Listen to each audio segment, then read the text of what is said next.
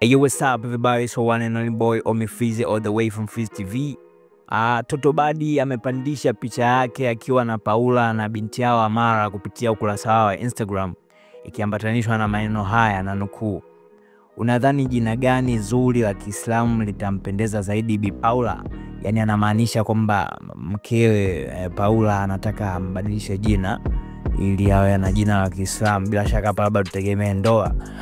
Basi watu bila kuchelewa wamependekeza majina yao. Acha nikusomee majina machache kidogo, huku nikianza na majina ambayo baba mkwe Majani mwenyewe ameingilia kati, ametoa pale mapendekezo yake na nukuu: "Utapewa jina la marehemu bibi yako Sheila au tukupe jina la mkubwa pili." Majani mwenyewe hapo sababu baba mkwe amependekeza majina yake ambayo angependezwa nayo. Babu yake Amara tena hapo alipata wasaa kuandika majina ambayo amependezwa nayo. Basi ukiachana majina hayo ya Majani, Nifa naye alipendekeza majina yake. Nifa alipendekeza Saidat na wengi walijitokeza kupendekeza majina yao. Je, wewe unahisi ni jina lipi lingemfaa Paula endapo kama angebidi awe Muislamu? Naomba tujulishe kwenye comments hapo chini.